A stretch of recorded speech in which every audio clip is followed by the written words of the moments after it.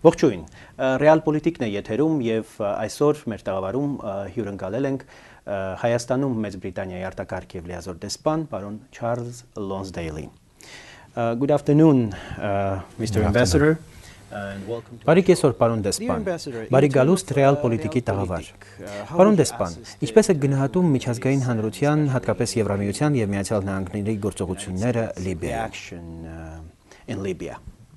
We clearly believe that what is happening in Libya. Կարծում եմ, Լիբիայում ռազմական գործողությունները անհրաժեշտ են, եթե հաշվի առնենք Քադաֆիի վարած քաղաքականությունը իր սեփական ժողովրդի դեմ։ Այդ գործողությունները նաև օրինական են, քանի որ հիմնված են ՄԱԿ-ի անվտանգության խորհրդի որոշման վրա, որ աջակցել են միջազգային հանրությունը, ներառյալ Արաբական լիգան եւ արաբական երկրները։ Այդ գործողությունները նաև ճիշտ են, քանի որ պետք է փորձել կանխել գործողությունները, որոնք վատ հետևանքներ կարող են ունենալ քաղաքացիական հասարակության համար։ Այսօր Լոնդոնում կոնֆերանս է տեղի ունեցել, որին մասնակցել են ՄԱԿ-ի գլխավոր քարտուղարը, արտգործնախարարներ 30 երկրներից, ներկայացուցիչներ նաև Արաբական լիգայից։ And why did German did not? Պարոն դեսպան, ինչու Գերմանիան չմիացավ Լիբիայի դեմ ռազմական գործողություններին? Why did Germany supports the Գերմանիան գործողությունները խրախուսում է։ Մեկ այլ հարց է, ով է տրամադրում ռազմական ուժերը։ Ամեն երկիր ինքն է որոշում, ինչպիսի դեր ունենալ ռազմական գործողությունները։ Այն, որ Գերմանիան զորք չի տրամադրում, չի նշանակում, որ Գերմանիան չի պաշտպանում ՄԱԿ-ի որոշումը։ Ինչու էր Մեծ Բրիտանիայի դիրքորոշումն այդքան կարճ։ In this case, it's not obviously just a Սա միայն Մեծ Բրիտանիայի պատասխանը չէ։ Մենք աշխատում ենք Ֆրանսիայի, ԱՄՆ-ի եւ բազում այլ երկրների, ներառյալ Արաբական լիգայի երկրների հետ։ Անհրաժեշտ է հասկանալ, որ սա ոչ միայն կոնկրետ տարածաշրջանի պատասխանն է, այլ շատ ավելի մեծ ընդգրկում ունեցող արձագանք, որը ներառում է նաև արաբական երկրները։ And it was important to take action to avoid what could have been very serious. There is a similar situation in Syria. Պարոն դեսպան, այս օրերին բավական պայթունավտանգ իրավիճակ է նաև Սիրիայում։ Ինչու նույն արձագանքը միջազգային հանրությունը չի ցուցաբերում Սիրիայի պարագայում? What is going to be the international community's reaction in Syria? The Foreign Secretary and ԱՄՆ պետքարտուղարը եւ Մեծ Բրիտանիայի իշխանությունը բավական կոշտ կերպով դատապարտել են Սիրիայում տեղի ունեցող իրադարձությունները, Սիրիայի կառավարությանը կոչ անելով թույլ տալ մարդկանց ազատորեն հավաքվել եւ իրենց կարծիքն արտահայտել։ Ժողովրդի դեմ ուժ գործադրելը ճիշտ պատասխան չէ։ Միևնույն ժամանակ իրավիճակը Սիրիայում տարբերվում է։ Այստեղ պոտենցիալ սպառնալիքը շատ ավելի քիչ է, ուստի ես չէի ցանկանա համեմատել Ալբանիայի եւ Սիրիայի իրավիճակները։ I wouldn't want to draw comparisons between the two.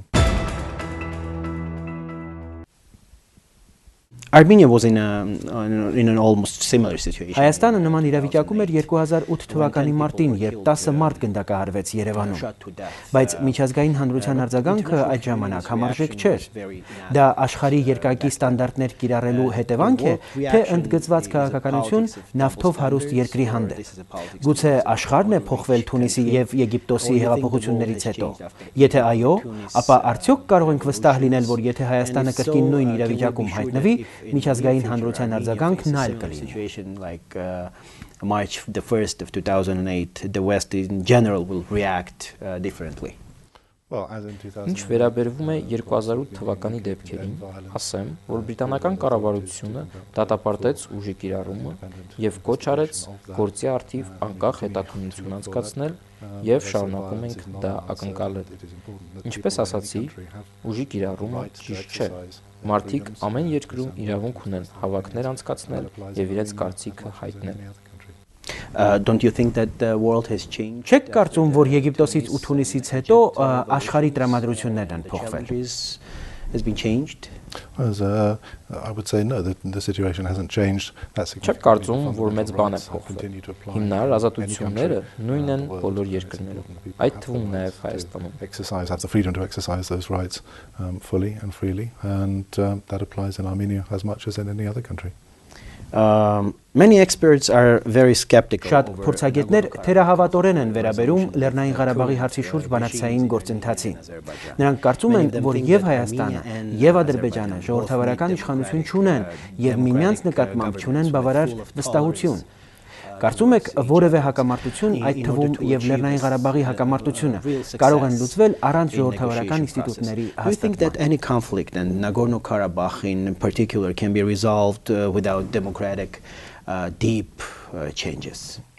I think the processes of conflict resolution and Ժողովրդավարական ինստիտուտների կայացումը եւ բանակցային գործընթացը շատ կարեւոր են։ Դրանք զուգահեռ պիտի տարվեն։ Բայց չարժե այդ երկու գործընթացները կապել միմյանց։ Հնարավոր է հասնել հակամարտությունների լուծման երկրներում, որոնք չունեն ժողովրդավարական ինստիտուտներ։ Ինչ վերաբերում է Լեռնային Ղարաբաղին, իհարկե, մենք կուզեինք ավելի արագ արդյունքներ տեսնել, ներառյալ փոխզիջումների գնալու պատրաստակամությունը, ներառյալ եւ այն, որ երկու կողմերն էլ իրենց հասարակություններին բաց քննարկումներ անցկացնելով պիտի բացատրեն, թե ինչ փոխզիջումներ են անհրաժեշտ հակամարտության լուծման համար։ Openly and having an open discussion in society about the steps that will be required to reach a settlement.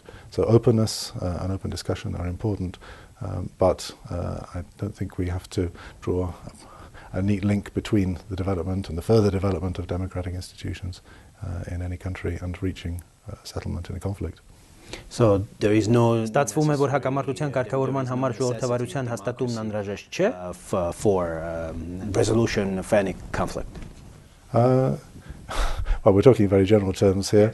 Մենք շատ ընդհանրացնում ենք։ Ամեն երկիր կարող է խաղաղ կարգավորման հասնել։ Իհարկե, կարևոր են ժողովրդավարական ինստիտուտների առկայությունը։ Դեռ զգալի քայլեր պիտի արվեն եւ Հայաստանում, եւ Ադրբեջանում, բայց դա չպետք է պատճառ դառնա Լեռնային Ղարաբաղի հակամարտության կարգավորման հարցում քայլեր չձեռնարկելու համար։ That shouldn't be a reason for not pressing ahead with reaching or the steps necessary to reach a peaceful settlement and a negotiated settlement which is sustainable. For tolerance, Անդուրժողականության իմաստով each other or something else. Well, tolerance towards each other is important. Միմյանց հանդեպ հանդուրժողականությունը կարևոր է։ Անհրաժեշտ է, որպեսզի մարդիկ հասկանան, որ փոխզիջում անելը անհրաժեշտ է լինելու բոլոր կողմերին ընդունելի համաձայնության հասնելու համար։ Կարևոր է ժողովրդավարական ինստիտուտների զարգացումը տարածաշրջանի բոլոր 3 երկրներում։ In all of the countries of the region.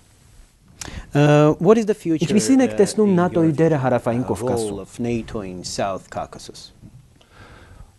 NATO has been involved for really many years now. It's more than Մենք շուտով կբանակցենք Հայաստանի հետ երրորդ համագործակցության ծրագրի շուրջ։ Եկող շաբաթ կքննարկենք երկրորդ համագործակցության ծրագրի արդյունքները։ Մեծ առաջընթաց է գրանցվել, եթե նայենք պաշտպանության ոլորտի բարեփոխումներին։ Really, there's been a huge amount of engagement. And you're satisfied with that? And there will be a mission here next week who will be assessing progress in the second Հայաստանում, ինչպես նաև Վրաստանում, Ադրբեջանում ժողովուրդները պիտի որոշեն, որքան արագ զարգացնել հարաբերությունները ՆԱՏՕ-ի հետ։ Հետաքրքիր է, օրինակ, որ Հայաստանը միաժամանակ կարող է մասնակցել երկու ռազմական դաշինքների ծրագրում։ ՆԱՏՕ-ն չի ստիպում որևէ երկրի համագործակցել։ What matters is for the countries themselves and for the people in those countries to decide how far and how fast they want that relationship with NATO to go.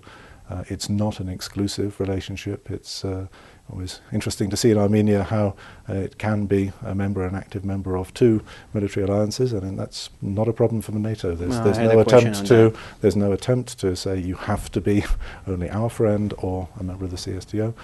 This is a very open relationship, and it is obvious that Armenia being under full control.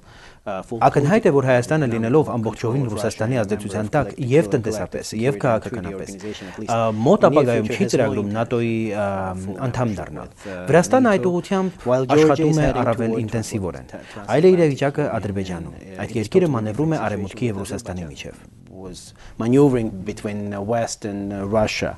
Do you believe in 3 different NATO perspectives for 3 countries of South Caucasus?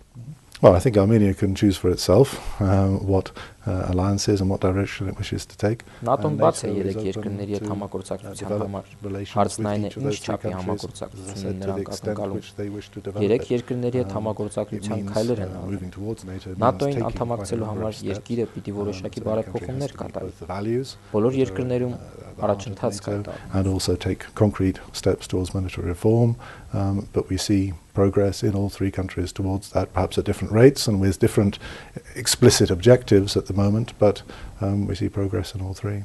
But the Georgia Վրաստանը ամենաառաջևումն է այդ հարցում։ Georgia has clearly an explicit commitment. Վրաստանը բացահայտ ցանկություն ունի անդամ դառնալ ՆԱՏՕ-ին։ Դա հնարավոր է, բայց ինչպես ասացի, ՆԱՏՕ-ի անդամ դառնալու համար մի շարք քայլեր են անհրաժեշտ կատարել։ In order to meet the standards that NATO would expect for full membership. Do you think that South Caucasus can succeed with synchronic developments and efforts towards establishing a security atmosphere here in South Caucasus? I think that's a long way off, but the key thing is Գուցե տարբեր արագությամբ են ընթանում համագործակցությունը երեք երկրների հետ։ Գուցե տարբեր նպատակներ են նրանք հետապնդում, սակայն կա առաջընթաց բոլոր երեք երկրներում։ Looking to do and how they should be looking to develop their security relationships. Okay. That's all for today. Thank you very much, Mr. Ambassador. Այսքան այսօրվա համար մնացեք բարյավ, ցտեսություն։